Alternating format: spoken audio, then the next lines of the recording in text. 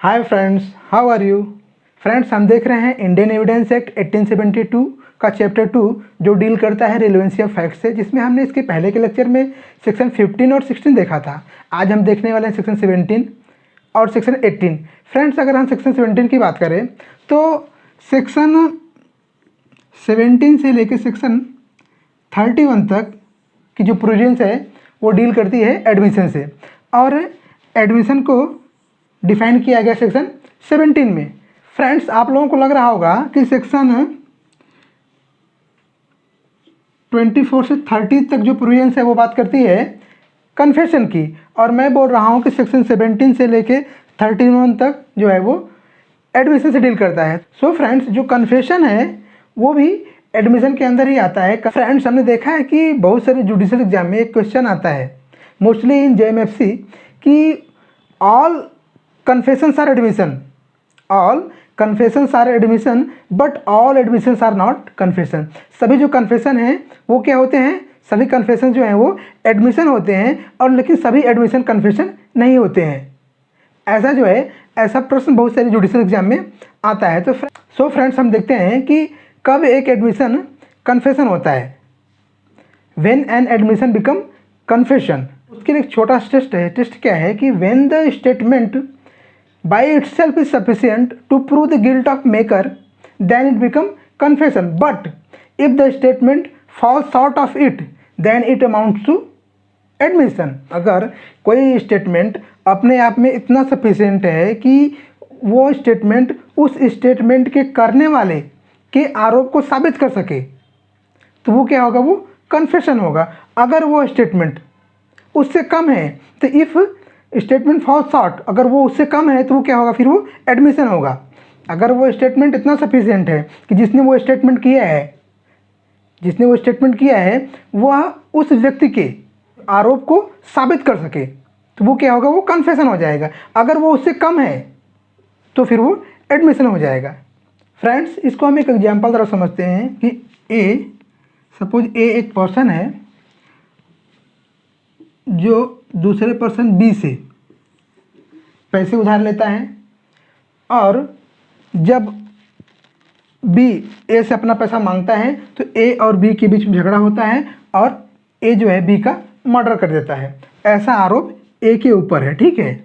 तो इस केस में जब ए का स्टेटमेंट रिकॉर्ड होता है तो उस स्टेटमेंट में ए बोलता है कि हाँ, मैंने बी से पैसे लिए थे और उस पैसे के लेन देन में मेरा बी से झगड़ा भी हुआ था। तो whether such statement is confession? No, ये स्टेटमेंट जो है ए का कन्फेशन नहीं है, ये सिर्फ क्या है, एडमिशन है।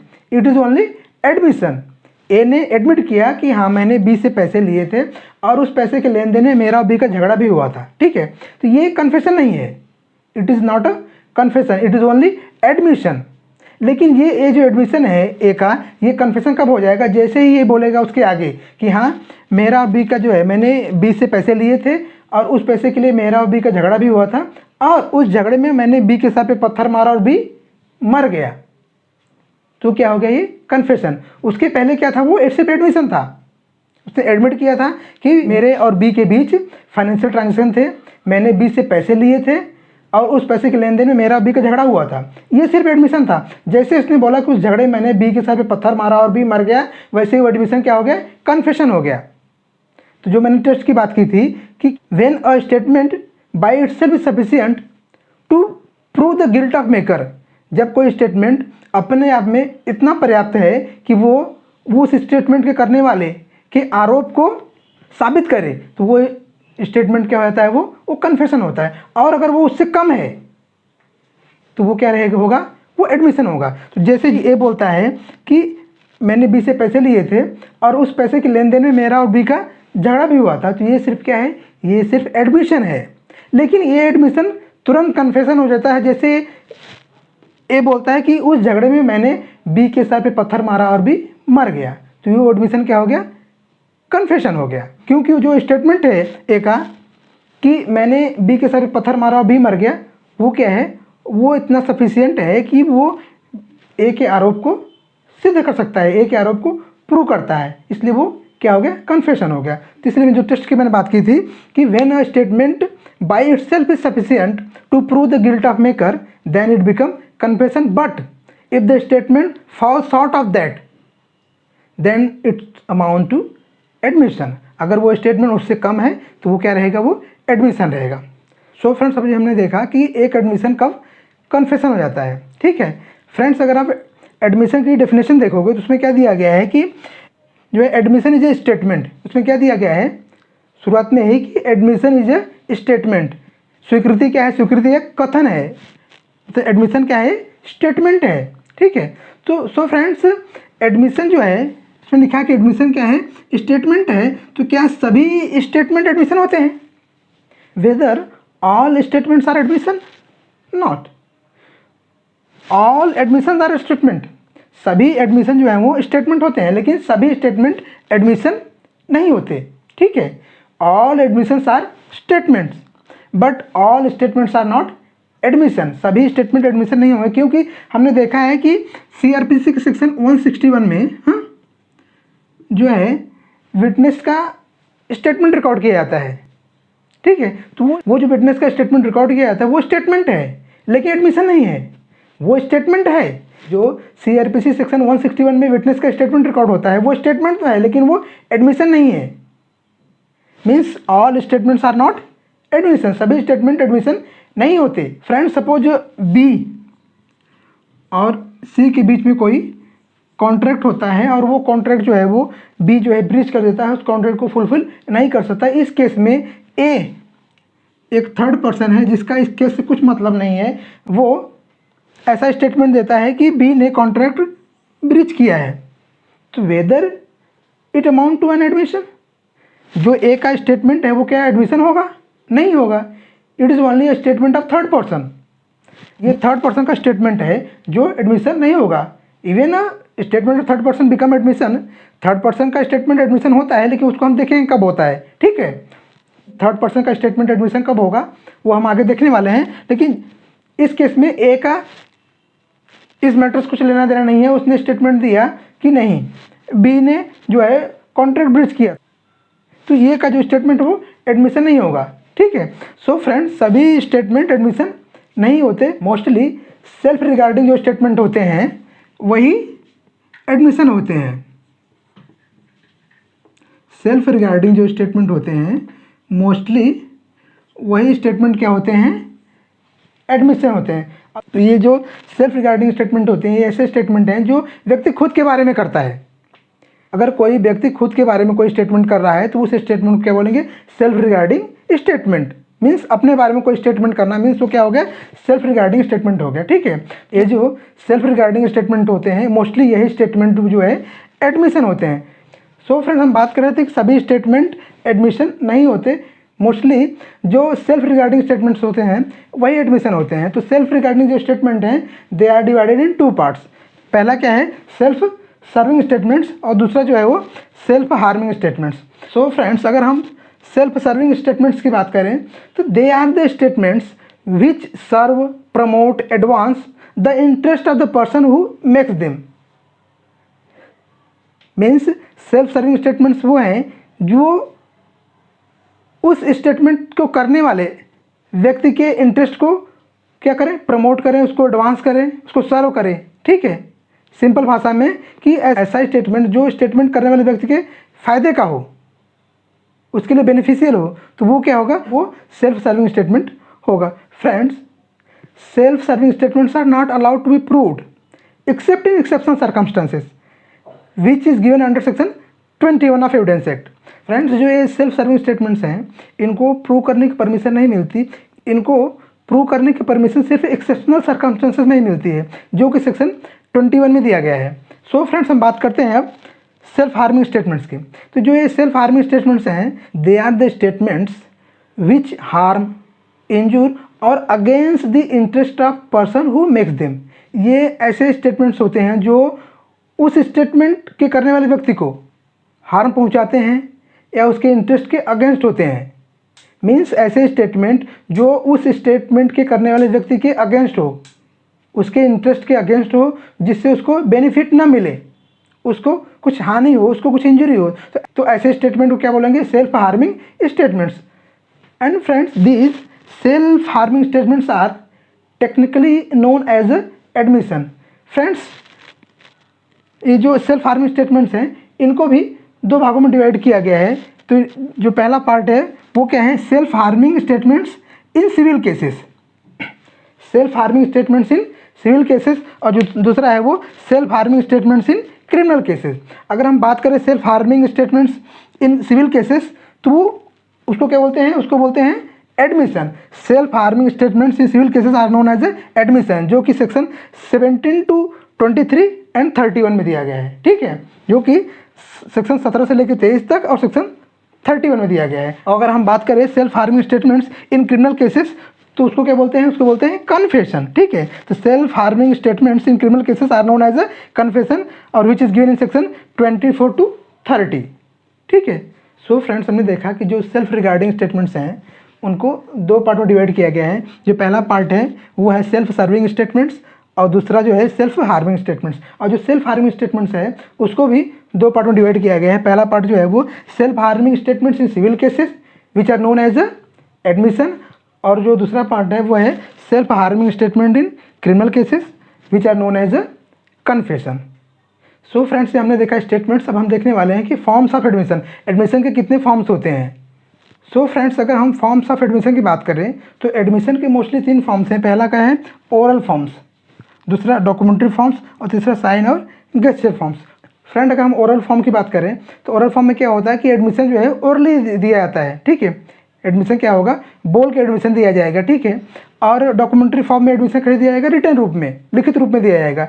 और साइन और गेस्चर जो फॉर्म है उसमें क्या होता है? सपोज किसी ने सर हिला के कोई स्वीकृति दी, किसी ने सर हिला के एडमिशन दिया तो वो क्या है? वो साइन और गेस्चर में आएगा। ठीक है, तो ये हैं forms of admission. Friends, again admission can be classified in 2 categories. जो फर्स्ट वन है उसको बोलते हैं फॉर्मल एडमिशन, और जो सेकेंड कैटेगरी है उसको बोलेंगे इनफॉर्मल एडमिशन।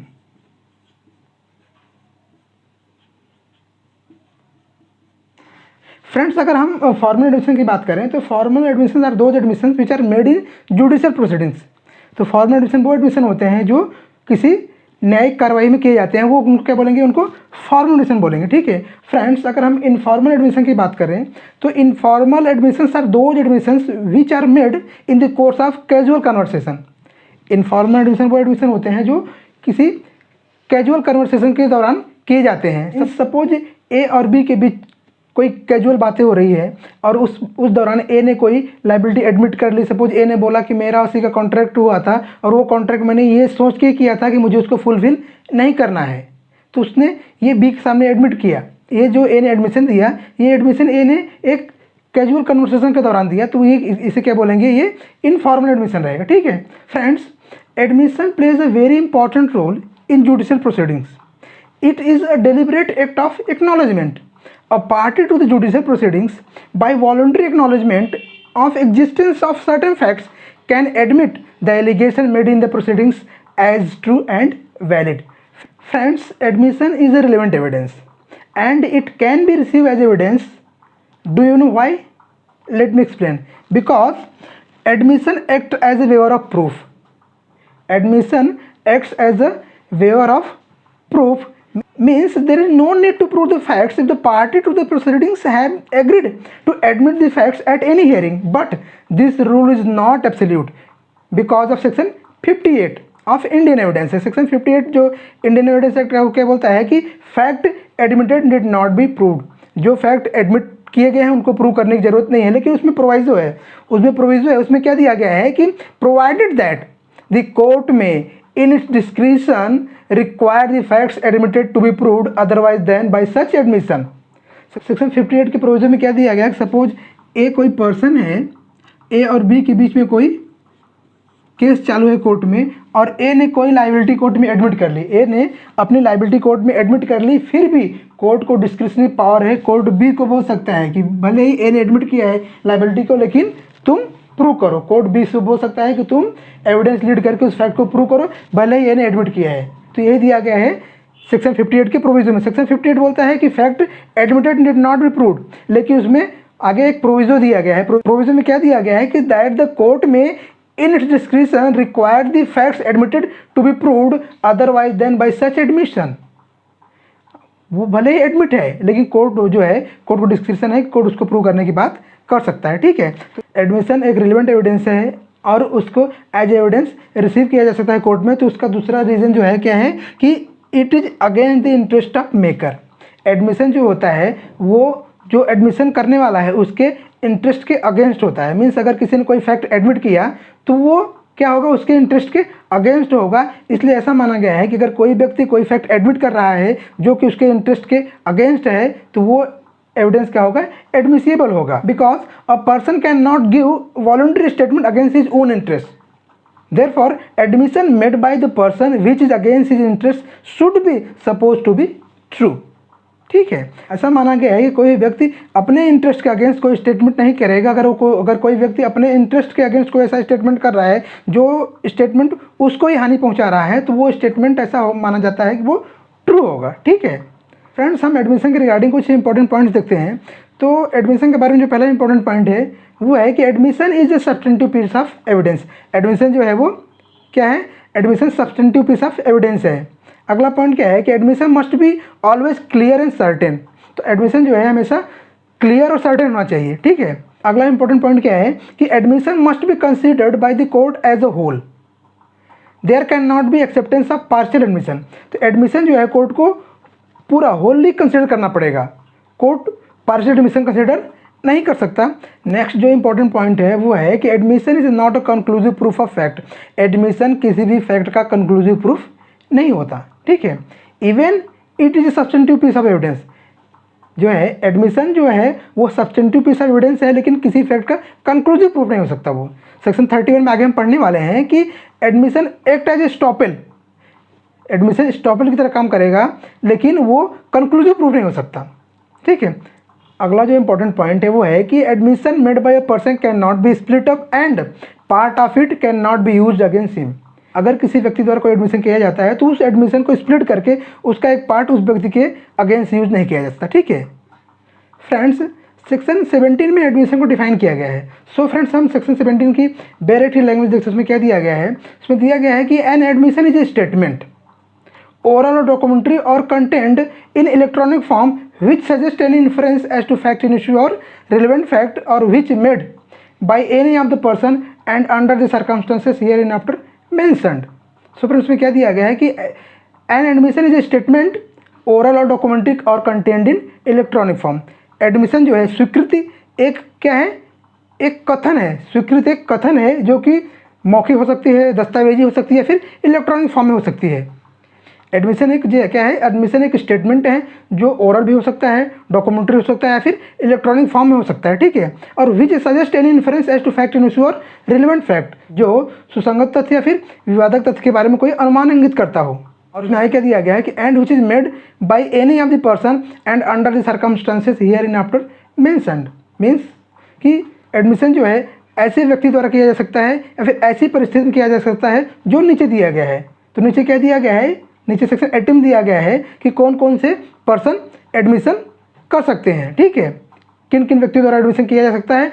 और सेक्शन 18 to 20 बात करता है कि एडमिशन कौन कौन सी परिस्थिति में किया जा सकता है। सो फ्रेंड्स, सेक्शन 17 में क्या दिया गया है कि स्वीकृति एक कथन है जो मौखिक, दस्तावेजी या फिर इलेक्ट्रॉनिक रूप में किया जाता है। स्वीकृति जो है वो मौखिक, दस्तावेजी या फिर इलेक्ट्रॉनिक रूप में किया हुआ कथन है जो सुसंगत तथ्य या फिर विवादक तथ्य के बारे में कोई अनुमान इंगित करता है और ऐसे व्यक्ति द्वारा किया जाता है या फिर ऐसी परिस्थिति में किया जाता है जो नीचे दिया गया है। तो कैसे व्यक्ति द्वारा किया जाता है वो सेक्शन 18 में दिया गया है, और कौन कौन सी परिस्थिति में किया जाता है वो सेक्शन 18 to 20 में दिया गया है। फ्रेंड्स, अगर हम एडमिशन के डेफिनेशन को एनालाइज करें तो उसके एनालिसिस में क्या आएगा कि it is A statement oral, documentary और इलेक्ट्रॉनिक फॉर्म। एडमिशन क्या है, एक स्टेटमेंट है जो कि ओरल भी हो सकता है, डॉक्यूमेंट्री भी हो सकता है और इलेक्ट्रॉनिक फॉर्म में भी हो सकता है। और उसमें आगे क्या दिया गया है कि it suggest inference as to fact in issue और रिलेवेंट फैक्ट। जो कि फैक्ट इशू और रिलेवेंट फैक्ट से कोई इन्फरेंस सजेस्ट करता है, कोई अनुमान इंगित करता है। और उसमें आई क्या दिया गया है कि it can be made by any of the person as stated in following section, means section 18। Section 18 में जो पर्सन दिए गए हैं उनके द्वारा ही एडमिशन किया जा सकता है। डेफिनेशन में और आगे क्या दिया गया है कि it must be made under the circumstances mention in the following section, means section 18 to 20। Section 18 से 20 तक में जो सर्कमस्टेंसेस दिए गए उन्हीं सर्कमस्टेंसेस में एडमिशन किया जा सकता है। ठीक है फ्रेंड्स, तो फ्रेंड्स सेक्शन 17 में 3 बातें दी गई हैं। पहला, सेक्शन 17 जो है वो एडमिशन को डिफाइन करता है। दूसरा जो है सेक्शन 17 में ऐसा दिया गया है कौन से पर्सन कॉम्पिटेंट होंगे जो एडमिशन दे सकते हैं। और जो तीसरी बात है वो ये है कि ऐसी कौन कौन सी परिस्थितियाँ हैं, ऐसे कौन कौन से सर्कमस्टांसेस हैं जिसके अंदर एडमिशन दिया जा सकता है, जो कि सेक्शन 18 से लेके 20 तक में मेंशन किया गया है। सो फ्रेंड्स, ये रहा एडमिशन। हम देखते हैं सेक्शन 18। सेक्शन 18 का मार्जिनल नोट्स क्या बोलता है कि admission by party to proceeding और हिज एजेंट, मीन्स कार्रवाई के पक्षकार द्वारा या फिर उसके अभिकर्ता द्वारा स्वीकृति। फ्रेंड्स, में क्या दिया गया है कि statements made by a party to the proceeding और by an agent to any such party whom the court regards under the circumstances of the case as expressly or impliedly authorized by him to make them are admissions। Means ऐसे सभी कथन स्वीकृत होंगे जो किसी कार्रवाई के पक्षकार द्वारा या फिर उसके अभिकर्ता द्वारा, मीन्स उसके एजेंट द्वारा किए गए हों, जिसे कोर्ट केस की परिस्थिति में ऐसा मानता है कि वह एजेंट, वह अभिकर्ता उस पक्षकार द्वारा एक्सप्रेसली और फिर इम्प्लाइडली ऑथोराइज किया गया है ऐसा स्टेटमेंट करने के लिए। मीन्स ऐसे सभी स्टेटमेंट जो किसी कार्रवाई के पक्षकार द्वारा किए जाते हों या फिर उसके एजेंट द्वारा, जिसे कोर्ट ऐसा मानता है कि केस की परिस्थिति में वो एजेंट उस पक्षकार द्वारा एक्सप्रेसली या फिर इम्प्लाइडली ऑथोराइज किया गया है ऐसा स्टेटमेंट करने के लिए, तो वो स्टेटमेंट क्या होंगे? एडमिशन होंगे। फ्रेंड्स, इसको हम और अच्छी तरह समझते हैं कि किसी भी कार्रवाई के पक्षकार द्वारा किया गया स्टेटमेंट एडमिशन होगा और उस पक्षकार के एजेंट द्वारा किया गया स्टेटमेंट भी एडमिशन होगा अगर कोर्ट ऐसा मानता है कि केस की परिस्थिति में वो एजेंट उस पक्षकार द्वारा एक्सप्रेसली या फिर इम्प्लाइडली ऑथोराइज है ऐसा स्टेटमेंट करने के लिए, तो वो स्टेटमेंट भी क्या होगा? एडमिशन होगा। मीन्स किसी कार्रवाई के पक्षकार का स्टेटमेंट भी एडमिशन होगा और उसके एजेंट का स्टेटमेंट भी एडमिशन माना जाएगा अगर कोर्ट को ऐसा लगता है कि जो एजेंट है वो एक्सप्रेसली या फिर इम्प्लाइडली ऑथोराइज है उस केस की परिस्थिति में ऐसा स्टेटमेंट करने के लिए उस पक्षकार द्वारा, तो उस एजेंट के द्वारा भी किया गया स्टेटमेंट एडमिशन माना जाएगा। फ्रेंड्स, इसमें आगे क्या दिया गया है कि by suitor in representative character, तो इसमें आगे क्या दिया गया है कि statements made by parties to suits suing or sued in a representative character are not admission unless they were made while the party making them held that character। Means किसी भी वाद का पक्षकार जो प्रातिनिधिक रूप से वाद करता है या फिर प्रातिनिधिक रूप से उसके अगेंस्ट वाद किया जाता है, तो अगर उसने कोई स्टेटमेंट किया तो वो स्टेटमेंट जो है वो एडमिशन नहीं माना जाएगा तब तक जब तक कि unless they are made while the party making them held that character, जब तक कि वह पक्षकार ऐसी हैसियत धारण न करता हो। मीन्स अगर सिंपल भाषा में समझे तो अगर कोई व्यक्ति एज ए रिप्रेजेंटेटिव कोई केस करता है या फिर उसके अगेंस्ट एज ए रिप्रेजेंटेटिव कोई केस दाखिल होता है और उस केस में अगर वो कोई स्टेटमेंट करता है तो वो स्टेटमेंट जो है वो एडमिशन नहीं माना जाएगा जब तक कि वह स्टेटमेंट ऐसी हैसियत से, जब तक वह स्टेटमेंट एज अ रिप्रेजेंटेटिव के हैसियत से वो नहीं करता। अगर वो इंडिविजुअल हैसियत से कोई स्टेटमेंट करता है तो वो एडमिशन नहीं माना जाएगा। वो स्टेटमेंट एडमिशन तभी माना जाएगा जब वह उस हैसियत से एज ए रिप्रेजेंटेटिव वो स्टेटमेंट करेगा तो वो एडमिशन माना जाएगा उस केस में। अगर वो इंडिविजुअल कैपेसिटी में कोई स्टेटमेंट करता है तो वो एडमिशन नहीं माना जाएगा। यही दिया गया है इसमें। फ्रेंड्स, सेक्शन 18 का दिया गया है कि स्टेटमेंट्स मेड बाई, उसमें 2 पॉइंट हैं, ए और बी। जो पॉइंट नंबर ए है उसमें क्या दिया गया है कि party interested in subject matter, उसमें ए का दिया गया है कि persons who have any proprietary और pecuniary interest in the subject matter of the proceeding and who make the statement in their character of persons so interested. और point number B में क्या दिया गया है कि person from whom interest derived, उसमें यह दिया गया है कि person from whom the party to the suit have derived their interest in the subject matter of the suit are admission if they are made during the continuance of the interest of the person making the statements. Friends, point number A में क्या दिया गया है, party interested in subject matter means विषय वस्तु में हितबद्ध द्वारा। इसमें क्या दिया गया, person who have any proprietary और pecuniary interest in subject matter of the proceeding means किसी भी प्रोसीडिंग का जो सब्जेक्ट मैटर है, किसी भी बात का जो विषय वस्तु है, उसमें पिक्यूनरी या फिर प्रोप्राइटरी इंटरेस्ट रखने वाले व्यक्ति द्वारा किया गया कथन, जो कथन ऐसे व्यक्ति द्वारा उस कैरेक्टर में रहते हुए किया जाता है, अथवा person from whom interest derive, अथवा उस व्यक्ति द्वारा जिसके द्वारा वो कोई इंटरेस्ट डिराइव्ड हुआ है। तो उसमें क्या दिया गया है कि person from whom the party to the suit have derived their interest in subject matter of the suit are admission, अथवा किसी वाद के पक्षकार को जिस व्यक्ति द्वारा इंटरेस्ट डिराइव हुआ है उस व्यक्ति द्वारा किया गया कथन एडमिशन होगा। कब, if they are made during the continuance of the interest of the person making this statement. ये सभी स्टेटमेंट एडमिशन कब होंगे, जब वे स्टेटमेंट उन व्यक्तियों द्वारा उस इंटरेस्ट के कंटिन्यूएंस के दौरान किए गए होंगे। मीन्स वो इंटरेस्ट जब उनके पास रहा होगा, अगर उनका इंटरेस्ट खत्म हो गया उसके बाद उन्होंने कोई स्टेटमेंट किया तो वो एडमिशन नहीं होगा। वो स्टेटमेंट कब होना चाहिए, जब उन व्यक्तियों के पास वो इंटरेस्ट था, उस इंटरेस्ट के कंटिन्यूएंस के दौरान उन्होंने जो भी स्टेटमेंट किए होंगे वो सभी क्या होंगे, एडमिशन होंगे। मीन्स इसमें क्या दिया गया है, किसी सूट का जो सब्जेक्ट मैटर है उसमें प्रोप्राइटरी या फिर पिक्यूनरी इंटरेस्ट रखने वाले व्यक्ति द्वारा किया गया स्टेटमेंट, या फिर उस व्यक्ति को जिस व्यक्ति द्वारा इंटरेस्ट डिराइव्ड हुआ है उस व्यक्ति द्वारा किया गया स्टेटमेंट भी एडमिशन होगा। लेकिन वो स्टेटमेंट कब किया जाना चाहिए, जब उन व्यक्तियों के पास उस इंटरेस्ट का कंटिन्यूएंस हो। मीन्स उस इंटरेस्ट के कंटिन्यूएंस के दौरान अगर उन्होंने कोई स्टेटमेंट किया है तो वो एडमिशन माना जाएगा।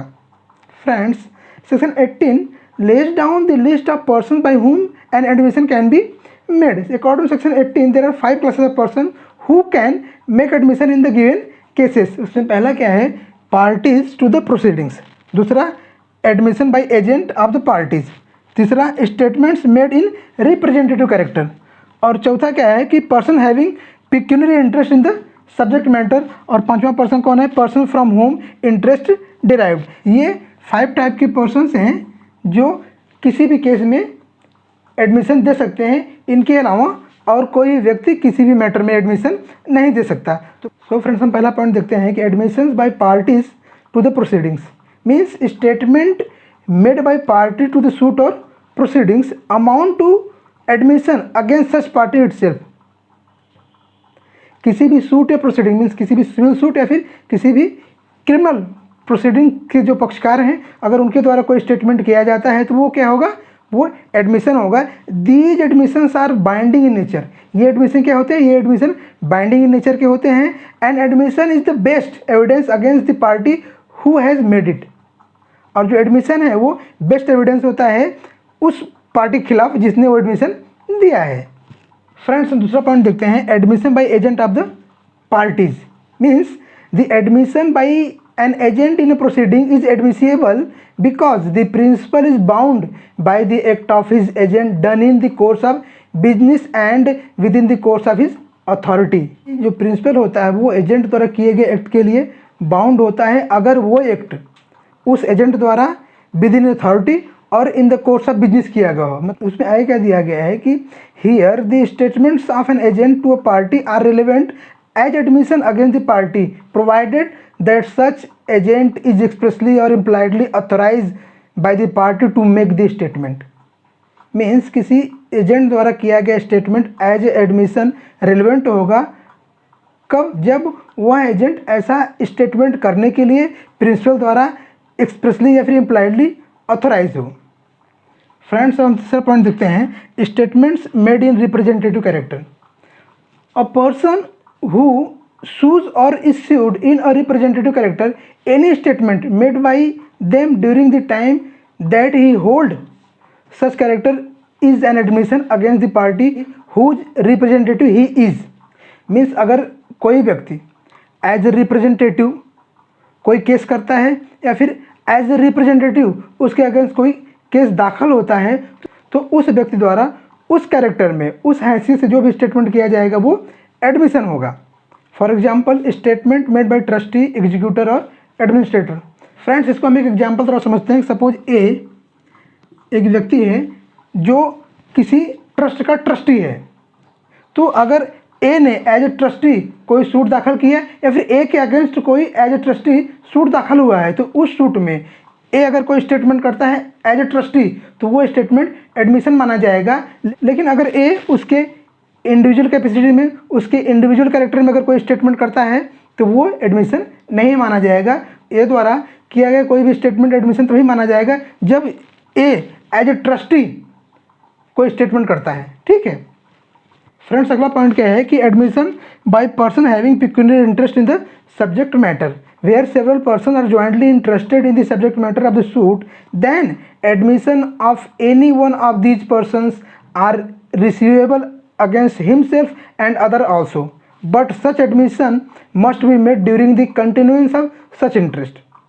मीन्स किसी सूट के सब्जेक्ट मैटर में बहुत सारे लोगों का ज्वाइंट इंटरेस्ट है या फिर बहुत सारे लोग ज्वाइंटली इंटरेस्टेड हैं किसी सूट के सब्जेक्ट मैटर में, तो उनमें से किसी द्वारा अगर कोई एडमिशन किया जाता है तो वो एडमिशन जो है सभी पर्सन्स के खिलाफ यूज हो सकता है। इस केस में उनमें से अगर कोई भी कोई एडमिशन देता है तो वो एडमिशन बाकी जो पर्सन्स हैं उनके अगेंस्ट भी एज एडमिशन यूज होगा। लेकिन उसमें है क्या दिया गया है कि but such admission must be made during the continuance of such interest. लेकिन जो एडमिशन है जो उस व्यक्ति द्वारा एडमिशन किया गया है वो एडमिशन कब किया गया हो, उस इंटरेस्ट के कंटिन्यूएंस में, जब उस विषय वस्तु में उस सब्जेक्ट मैटर में उसका इंटरेस्ट था तभी वो एडमिशन किया जाना होना चाहिए। अगर वो इंटरेस्ट खत्म होने के बाद वो कोई एडमिशन करता है तो फिर वो दूसरे पे बाइंडिंग नहीं है। वो एडमिशन कब होना चाहिए, जब वो इंटरेस्ट का कंटिन्यूएंस हो, जब उसका इंटरेस्ट उस सब्जेक्ट मैटर में था तभी उसको वो एडमिशन करना चाहिए। अगर उसके बाद अगर वो कोई एडमिशन करता है, उसका इंटरेस्ट खत्म होने के बाद अगर कोई वो